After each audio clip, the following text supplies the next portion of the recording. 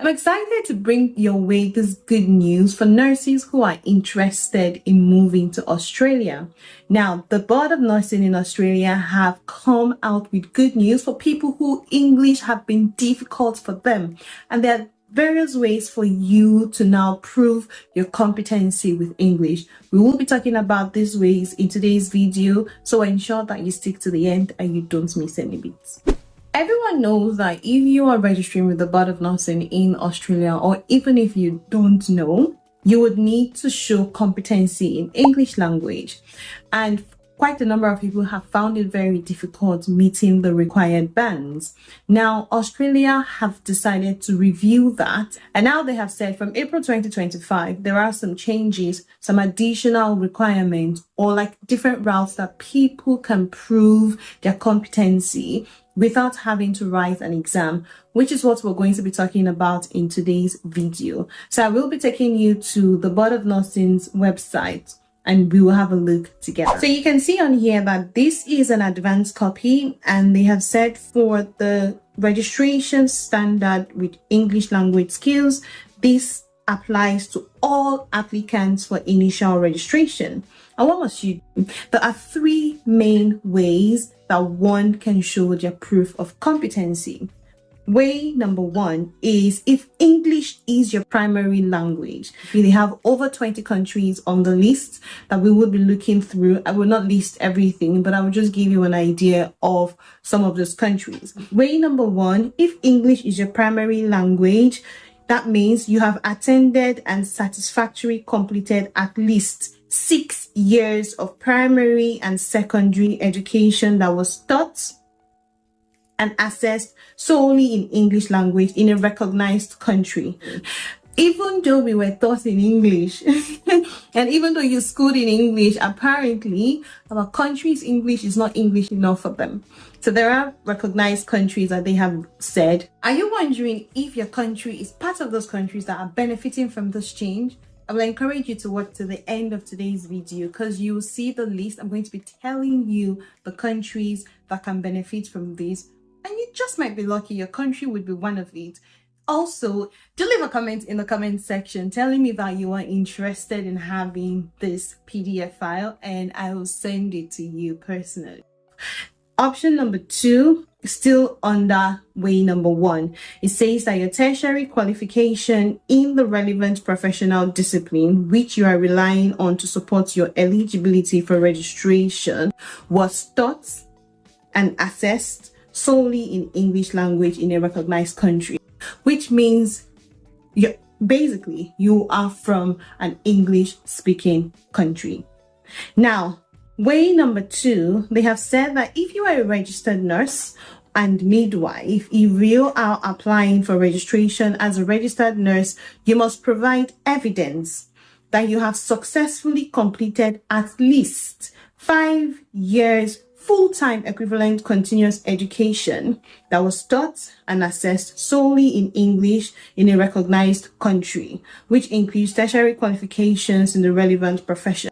So, as a nurse, even though you are not from an English-speaking country, but then you went to an English-speaking country to study, and you were taught in English, you were assessed in English for 5 years, prior to when you were applying for application, you can use this route because it says on here, if you are applying for registration, you must provide evidence. As long as you can provide your evidence, then this is an opportunity for you to consider. Because quite a number of us know that English language competency exams are expensive.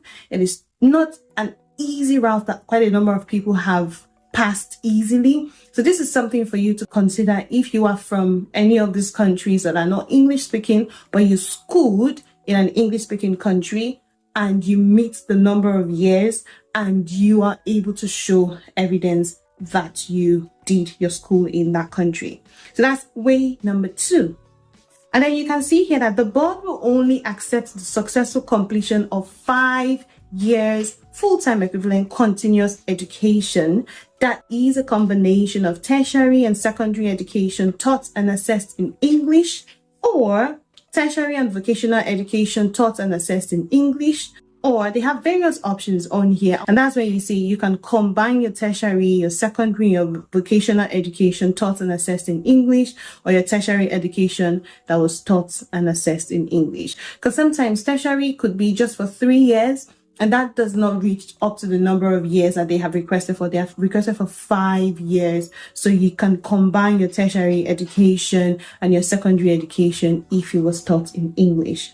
Now, this is also similar for enrolled nurses. In Australia, registered nurses are different from enrolled nurses. So this is quite similar for them. If you want to get registered in Australia as an enrolled nurse, you would see that they said if you are applying for registration as an enrolled nurse, you must provide evidence that you have the same thing as registered nurses. You have completed at least 5 years continuous education that was taught and assessed solely in English in a recognized country, which the categories have been broken down as almost the same. Now, they have also said the last route or the last way is for you to achieve the required minimum scores in one of the following English language tests. Now, Australia recognizes about 5 English language tests, which is listed out here. You have got Cambridge, you have got IELTS exam, you have got OET, you have got PTE, and you have got TOEFL. Now, I don't think quite a number of people do TOEFL exam. The go-to for people most times are either IELTS, mainly IELTS, or OET and PTE. Nowadays, you hear quite a number of people are tilting more towards PTE. And that's because they said it's easier, it's, not as difficult as IELTS, and OET is more expensive.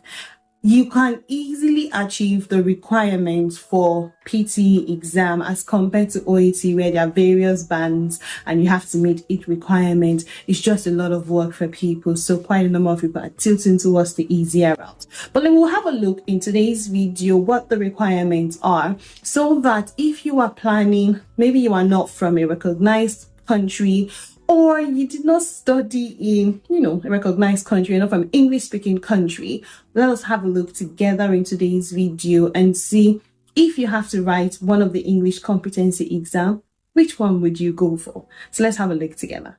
So before we go to what the requirements are for the exam, I need to let you know that the NMBA have come to tell us that they will only accept this proof of English. They would only accept test results from one sitting. So you cannot submit 2 sittings. They will only accept 1 sitting. If for any reason you have to submit exam from 2 sittings, then it has to be within a period of 12 months, not more than. So initially what they were accepting was 6 months, I believe, but now they have extended it to 12 months. So if you are writing OET exam, you can pair OET, like you can club it OET and OET within 12 months if you did not reach the required band. You cannot say you want to come and club OET and IELTS or OET and PTE. That's not what they are saying.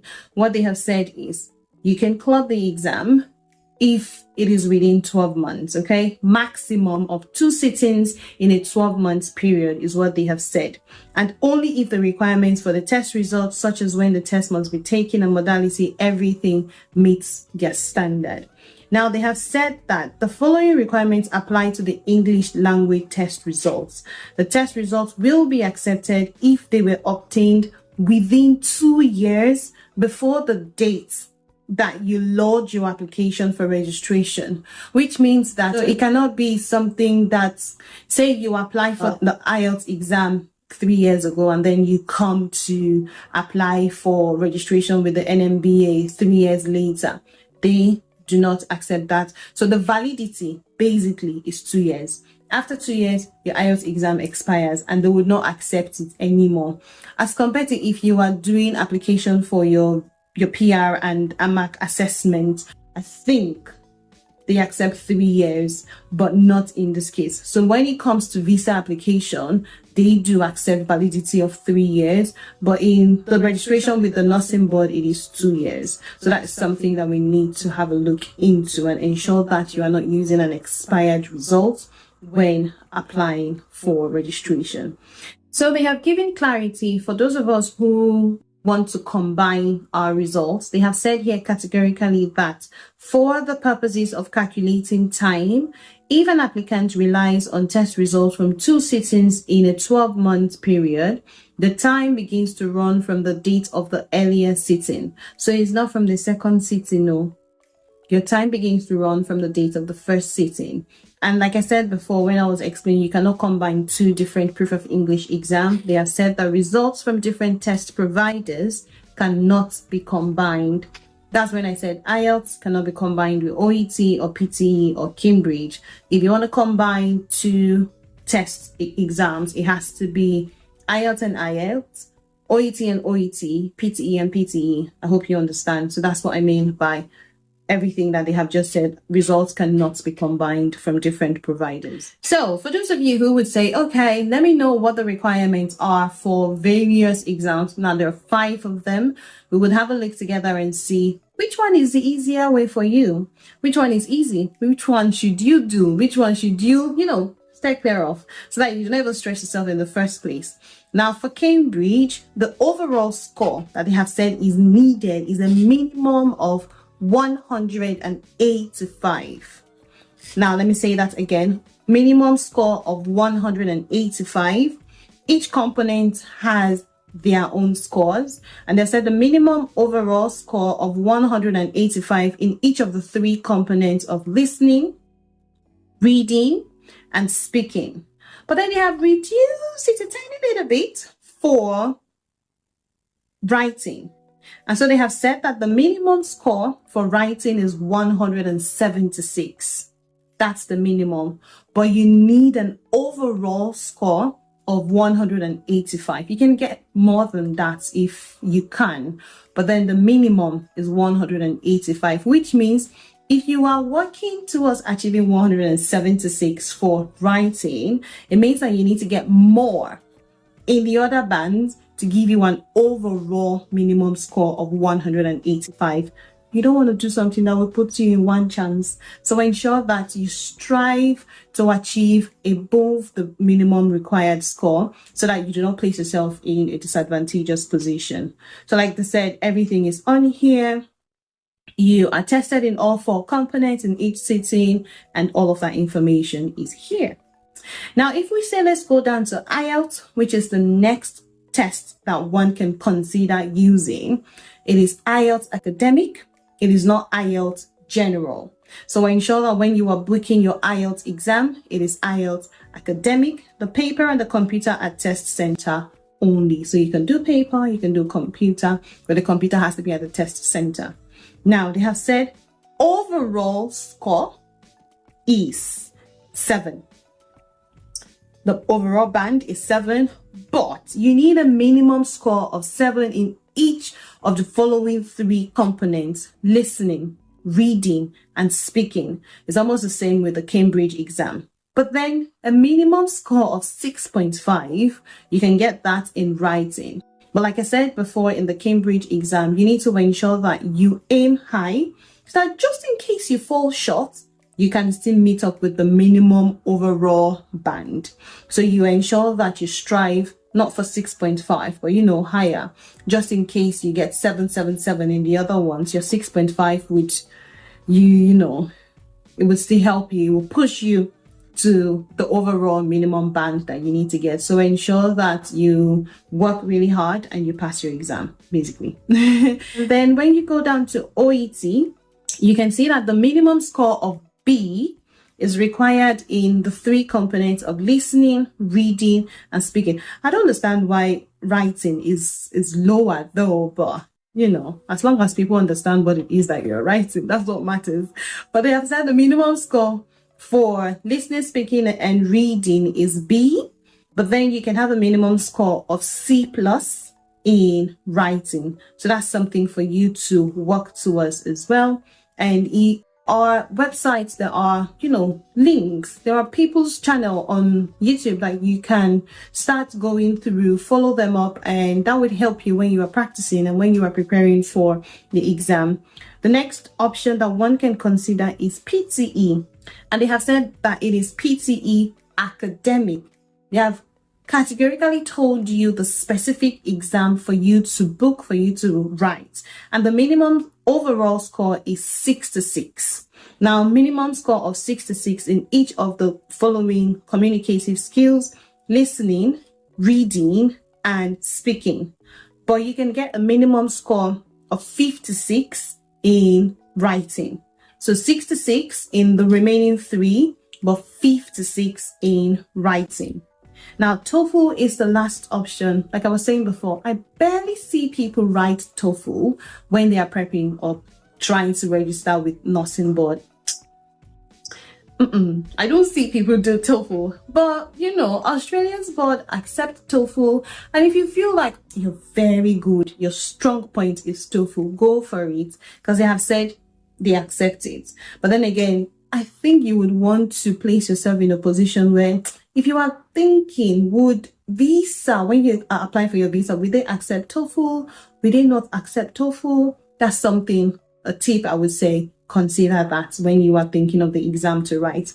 But the minimum total score of TOEFL exam is 94.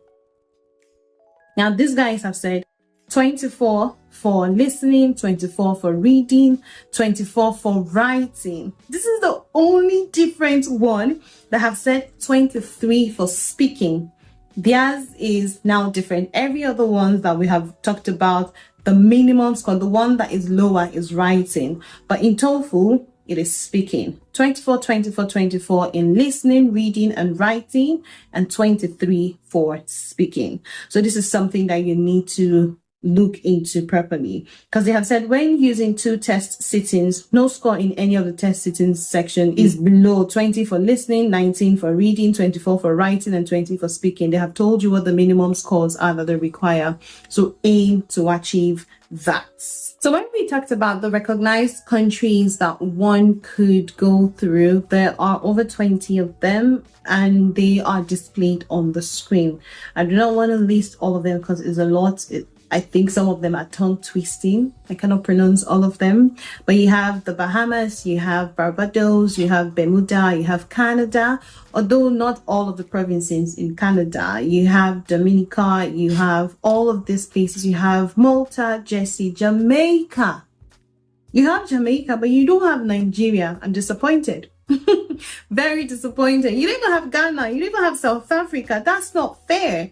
I don't know why Australia is doing that. But then you have the United Kingdom, you have United States of America, you have US Virgin Islands. Like you can see all of these countries. Even Republic of Ireland is a recognized country. New Zealand as well. You have quite a number of them, over 20 on the list. So peruse through. If you are from one of these countries, you might as well not have to write English exam if you want to register with the Board of Nursing in Australia.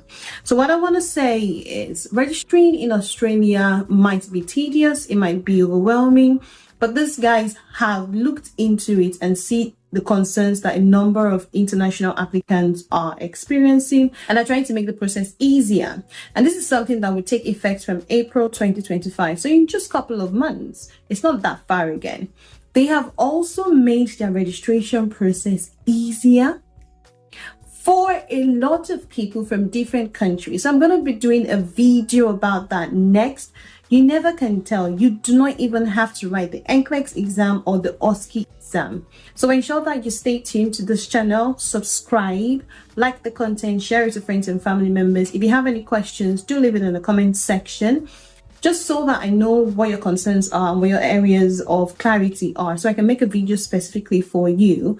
But the next video we're going to be doing would be about the new changes or the routes that the Australian Board of Nursing has introduced to help registration process easier. I mean, they have cut it down to 6 months.